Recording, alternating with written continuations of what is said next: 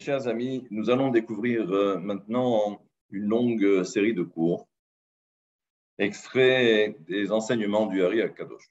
Donc, enseignements basés essentiellement sur la mystique et extrait du Shar Apsukim dans la paracha de Shemot. C'est un enseignement qui est très long, mais qui nous permettra d'avoir une vue d'ensemble, déjà sur tout ce qui s'est passé depuis la sortie d'Égypte jusqu'au moment de rentrer en Israël. Pour bien comprendre, nous allons découvrir différentes notions. Il y a Yaakov, il y a également Esav, il y a Rachel, il y a Léa, il y a également ce que nous appelons Dor Hamidbar, la génération du désert. Nous verrons également qu'est-ce que représente ce fameux Erev Rav, ce peuple qui a également accompagner le peuple d'Israël au moment de la sortie d'Égypte. Il y aura également qu'est-ce que représente Moshe, Aaron et également leur sœur Myriam. Nous verrons également qu'est-ce que représentent les Meraglim, toujours d'après la mystique, qu'est-ce que représentent Yehoshua et Kalev, également ce que représente Ephraim ben Yosef.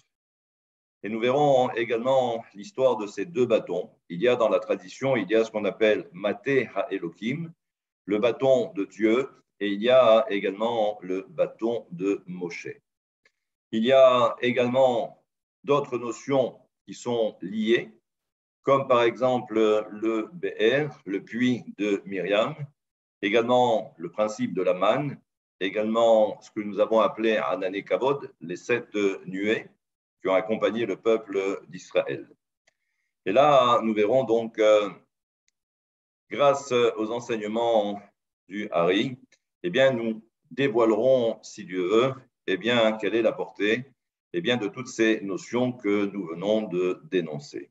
Tout d'abord, et là, encore une fois, c'est un enseignement qui est profond, c'est un enseignement mystique, et nous allons devoir donc rentrer dans le détail.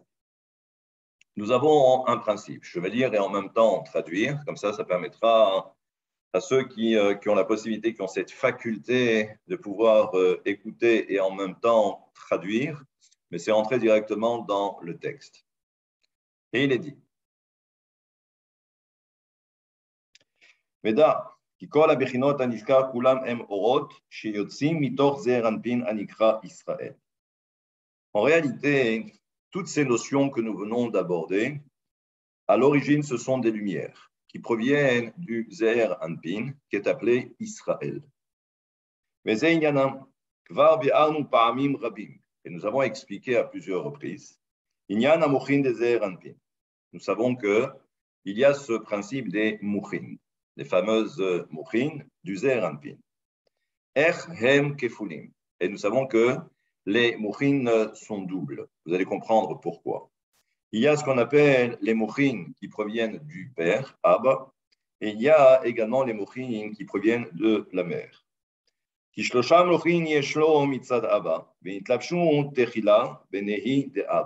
savons que donc la séphira de Abba, en fait, c'est Chokhmah.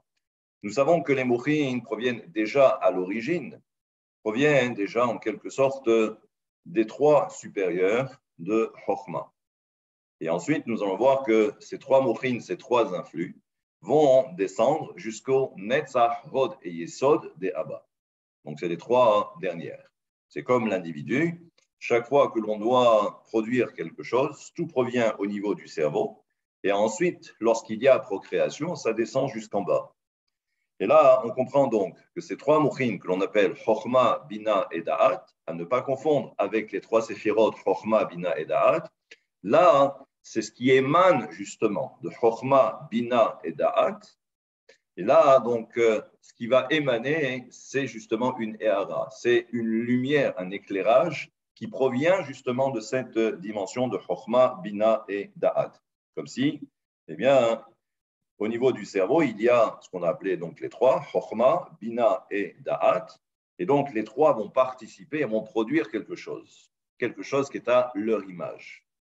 Donc, les 3 proviennent de Abba et également les 3 proviennent de Ima. Mais tout descend jusqu'aux 3 dernières séphirotes, Netzach, Hod et Yesod, que ce soit de Abba et que ce soit de Ima. Et nous savons que le principe, c'est quoi? C'est que les trois mouchin qui proviennent de Abba rentrent à l'intérieur des trois également de Ima. À vous à comprendre. ואחר כך נתלבשו גם נצח הוד יסוד דאבא, תוך נצח הוד יסוד דאמא, ואז נתלבשו ונתפשטו תוך זעיר אנפין.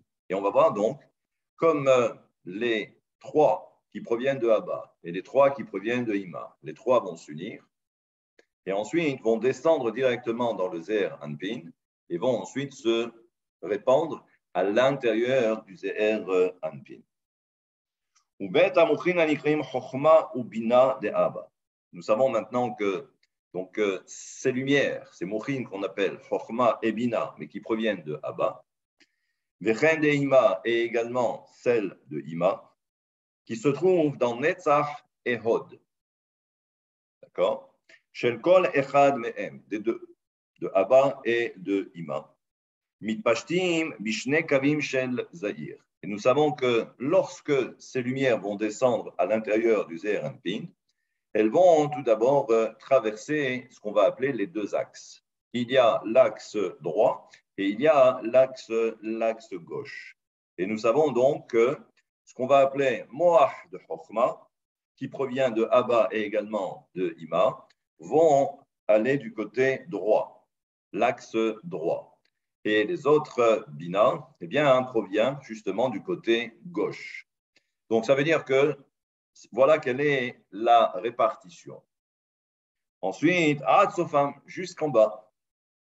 Aval Moach HaEmtsaï. Mais nous avons maintenant ce Moach HaEmtsaï, c'est-à-dire celui du milieu, que l'on appelle le Da'at. Le Da'at, c'est toujours l'axe du milieu, d'accord? Yesh Chiluk ben De'aba le De'ima. Et là, nous savons qu'il y a une grande différence entre le Moach de Da'at qui provient de Abba et le Moach de Da'at qui provient de Ima. Nous savons qu'il y a cette grande différence.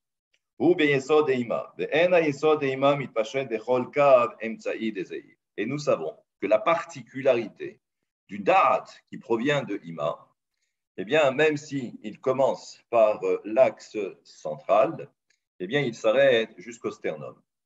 Parce que nous savons que le yesod de la femme est plus petit que celui de l'homme. Et donc, c'est pour cette raison que le yesod de Ima s'arrête ici, ce qu'on appelle le chazé.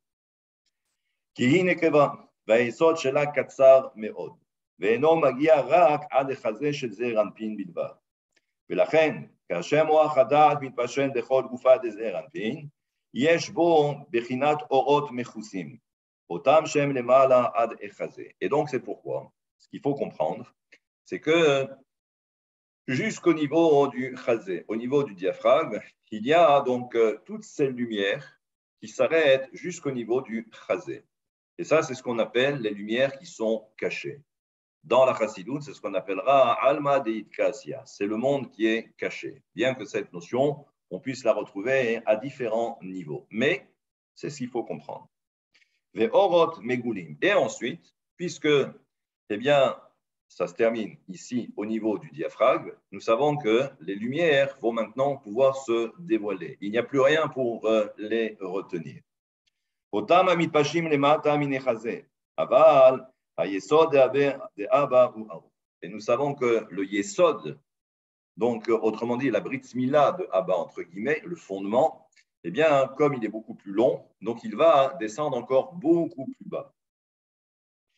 ובהתפשטותו יסוד אימה יוצא חוצה לו מן מקום החזה ולמטה, ומתפשט הוא לבדו עד סיום היסוד זעיר אנפין עצמו ממש. Et nous savons donc que la différence entre le yesod de Ima et le yesod de Abba, le yesod de Ima s'arrête ici, au niveau du sternum, au niveau du chazé, ce qu'on appelle, alors que le yesod de Abba, il descend jusqu'au yesod du zéher anpin. ונמצא כי היסוד עצמו דאבא נתגלה מן החזה ולמטה. אבל אורות הדעת שבתוכו הם סתומים בכולו, והנה באלו הרבה בחינות האורות של יסוד דאבא ושל דאמא מתפשטים תוך זעיר אנפין כנזכר, ובכל אחד מהם מתלבש בחינת מוח אחד הנקרא דעת, כלול מחסד וגבורה כנודע. Maintenant, là aussi, il est bon de rappeler que dans le da'at, ce qu'on appelle donc ce moach à da'at, tout en sachant que même dans le da'at, il y a en réalité ce qu'on appelle chokhma et bina, dans da'at, et il y a également ce qu'on appelle les chassadim et ce qu'on appelle également les gevurot. Les 5 mesures de chassadim, de bonté, et les 5 mesures également de gvura. Donc tout ça dans le da'at. Maintenant, si je reprends l'enseignement, parce qu'on va en avoir besoin pour bien comprendre, c'est que donc dans le da'at de Abba ou dans le da'at de Ima, eh bien on va retrouver principalement ce qu'on appelle donc les chassadim et les gevurot. Là encore une fois, ce sont des mesures, ce ne sont pas des séphirot, ce sont des émanations. Et là, ce qu'il faut savoir, et c'est maintenant que ça commence, c'est que ensuite, eh bien, il y a des lumières qui vont maintenant sortir. Puisque ces lumières vont pouvoir se dévoiler, elles étaient pour l'instant enfouies à l'intérieur jusqu'au niveau du chazé pour Bina, et on verra pour Abba jusqu'en bas au niveau du Yesod du Zeir Anpin. Nous allons voir que vont sortir du Zeir Anpin des lumières. Et ce sont ces différentes lumières qui vont donner naissance à toutes ces notions que l'on vient d'évoquer. Et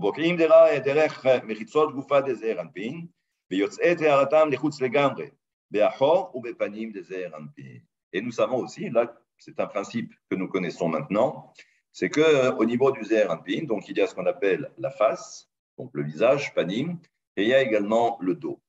Et là, nous savons aussi qu'il va y avoir quelque chose d'assez particulier, c'est que lorsque ces lumières vont sortir, certaines vont sortir devant le Zeir Anpin, devant la face du Zeir Anpin, et il y a celles qui vont être au niveau du dos du Zeir Anpin. Et on va comprendre que les lumières qui proviennent du Yesod de Abba, autrement dit le Da'at, le Moach Da'at de Abba, vont provenir du Panim, du Zeir Anpin, et celles qui proviennent de Ima, c'est au niveau du Achor. Et là, donc, nous allons commencer d'abord par Ima. Et donc, nous savons donc, c'est le principe que je viens d'évoquer, à savoir que les lumières qui proviennent de Ima, lorsqu'elles sortent du Zeir Anpin, elles vont se retrouver au niveau du dos. D'ailleurs, c'est pourquoi, rappelez-vous, au niveau du dos, nous avons déjà au moins 2 partsoufim, du moins un qui est Rachel, parce que c'est un partsouf qui est Shalem, qui est complet. Et nous avons également Léa. Léa et Rachel qui se trouvent au niveau du dos du Zeir Anpin. Masheinken, Be'arot de Abba, Ayotzot derech panim de Zeir Anpin, Besod, Achor, Vakedem, Tsartani. Et là aussi, cela fait référence à ce principe, du moins à ce verset qui est extrait du psaume 139, verset 5, où il est dit « Achor vakedem » dos et face, tu m'as créé, tu m'as formé. On comprend maintenant le principe, c'est que, donc, il y a ces 2 aspects dans la mystique. Il y a ce qu'on appelle le dos, il y a ce qu'on appelle également la face. Et vous verrez que, bien évidemment, que cela va avoir des répercussions au niveau des orotes, au niveau des lumières. Et là, donc, c'est ce qu'on comprend. C'est ce qu'on appelle mâle et femelle. Ce qui est achor, c'est femelle. Et tout ce qui est panim, c'est zachar, c'est mâle. Gam em achor be'achor. Va'ita ima achoraim de Abba.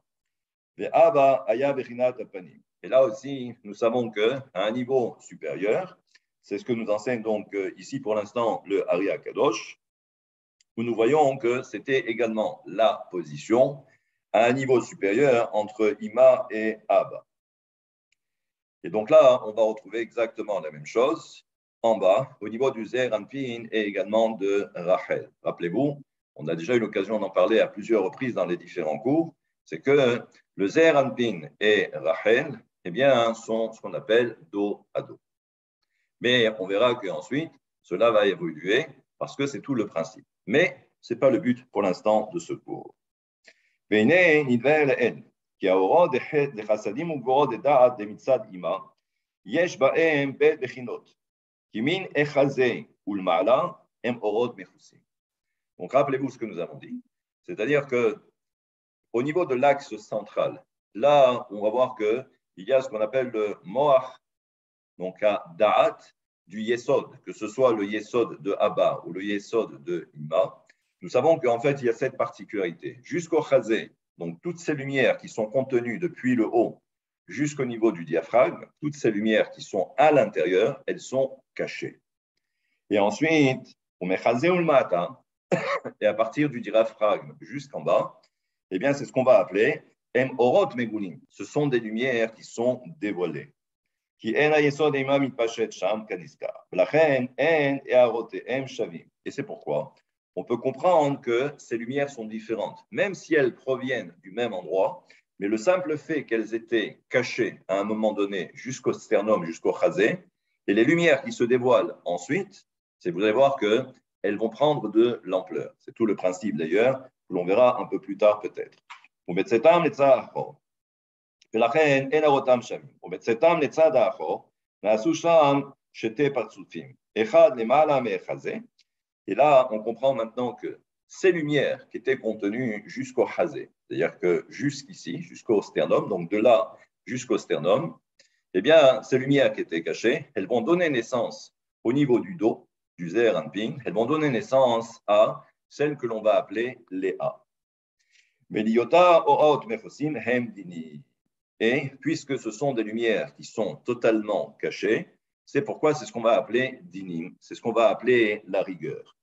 Et ensuite, donc vous avez ces lumières qui, à partir, encore une fois, du chazé, du sternum, vont maintenant se dévoiler. Je parle ici des lumières qui proviennent du yesod de Ima, qui se terminent ici. Donc les lumières vont pouvoir maintenant, eh bien, ça veut dire circuler, entre guillemets. Et elles vont donner naissance également au niveau du dos du Zeir Anpin, elles vont donner naissance à Rachel, à Ker et Abaït. Et là, nous savons que la vraie, j'allais dire, entre Rachel et Léa, eh bien, la plus importante, d'ailleurs, ce qu'on appelle Aker et Abaït, c'est l'essentiel même, c'est l'essence même de la maison, eh bien, c'est Rachel. Parce que Rachel, encore une fois, c'est un vrai partsouf qui est associé au Zeir Anpin. Nous aurons l'occasion peut-être de dire que Léa n'est que l'émanation des Ahoraïm de Bina. Et ça remonte, j'allais dire, à des temps anciens, à l'époque, quand il y a eu ce qu'on appelle Shvirat Akelim, lorsqu'il y a eu les vases cassés, où il y a une partie du dos de Ima, et ça qui est tombée. Et là, c'est ce qu'on va appeler, en réalité, plus tard, c'est ce qu'on va appeler Léa. Laissez de côté, mais ce n'est pas le plus important. Ce qu'il faut retenir, c'est Rachel. Rachel, c'est la vraie épouse de, et on verra si c'est de Jacob ou si c'est de Israël. Le Zeir Anpin est appelé Israël. D'ailleurs, petite précision, jusqu'au chazé, eh bien, c'est ce qu'on va appeler Israël, et jusqu'en bas, jusqu'au pied, c'est ce qu'on va appeler Yeshurun. Vous savez que Jacob s'appelle Israël, il s'appelle également Yeshurun. Et vous allez voir, et que peut-être, c'est la première fois, c'est quelque chose que vous allez entendre, c'est que Yaakov est un autre partsouf. Et on verra d'où provient justement Jacob. Je referme vite la parenthèse. Les filles, et là, on verra que, puisque ce sont des lumières qui vont pouvoir maintenant se dévoiler, à partir de là, donc les lumières dévoilées, qui proviennent de Léa, c'est pourquoi, eh bien, on va voir que Rachel, les lumières de Rachel, au niveau du din, au niveau de la rigueur, eh bien, elles sont moins dures. Et on verra que même elles vont être adoucies de différentes façons. Qui arotea em gemurot ou megulot, ve'od, qui Rachel isfira asirit, ve'yud sfiro de asilut. Et donc, c'est bien encore une fois de préciser, c'est que chaque fois, lorsque l'on fait référence au principe des 10 séphirotes, nous savons que la 10e séphira, c'est la séphira de Malchut et non pas Léa. Léa, c'est quelque chose de particulier. Ava Léa, inivnet me'achoraim de Malchut de Ima. J'ai anticipé, mais nous savons que Léa a été, en quelque sorte, Nivnet a été construite, je traduis littéralement, mais Achoraim de Malchut, ça provient simplement du dos de la séphira de Malchut de Ima. laisser ça de côté, parce que c'est un peu compliqué. Comme voir, Inyana be'orech, be'mitzvah, be'mitzvot, lo yarbe lo nashim. Et là, on comprendra que ça fait référence également à un commandement de la Torah, qu'un roi n'a pas le droit d'avoir plus de femmes que nécessaire. Et là, c'est tout un principe, et c'est là-bas que le Hari Akadosh va développer ce principe. Donc là, pour l'instant, nous avons donc essayé de mettre eh bien, en perspective le Zeher Anpin, Bina, Chochma, les Mouchin, et également donc Léa et Rachel.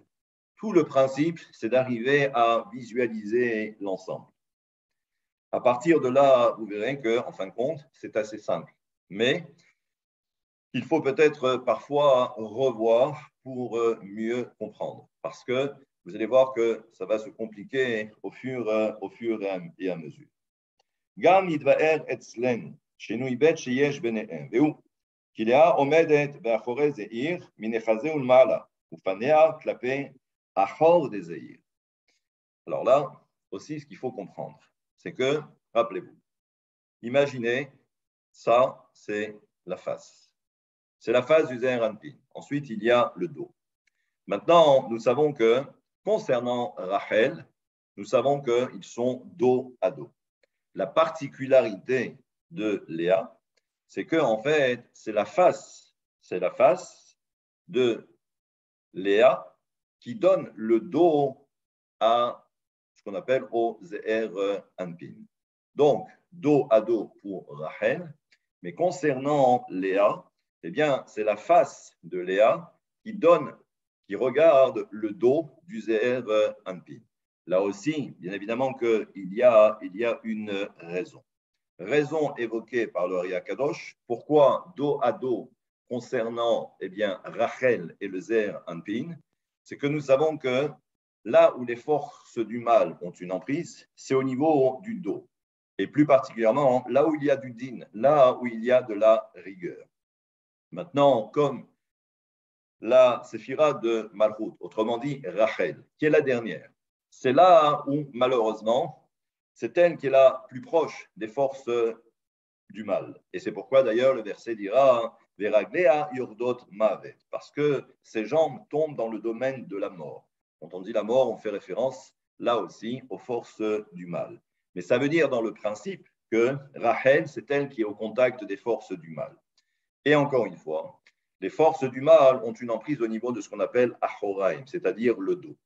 Pour éviter que les forces du mal puissent avoir une emprise, c'est pourquoi Akadosh Baruch Hu, dans un premier temps, a fait en sorte que le Zeher Anpin et Rachel soient dos à dos, pour ne pas que les forces du mal puissent rentrer, d'accord, s'insinuer à l'intérieur pour prendre eh bien, ce qu'il y a à prendre.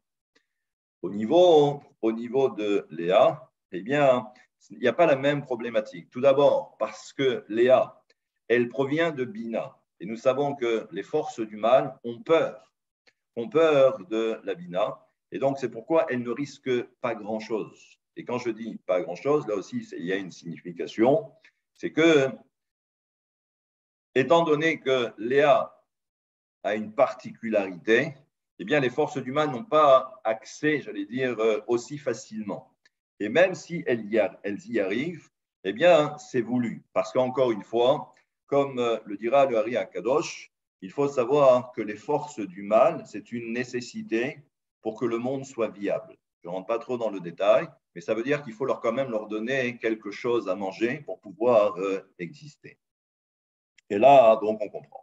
וכאשר רוצים לחזור פנים בפנים להזדבק, צריכים הפלת תרדמה ונסירה. Et ça, ensuite, ça c'est un principe que nous avions peut-être évoqué à l'époque à Rosh Hashanah, parce que c'est là où l'on voit ce principe, c'est que, rappelez-vous, c'est que pour l'instant, Zeher Anpin et Rachel sont dos à dos, mais va venir un temps où ils vont, à un moment donné, revenir face à face.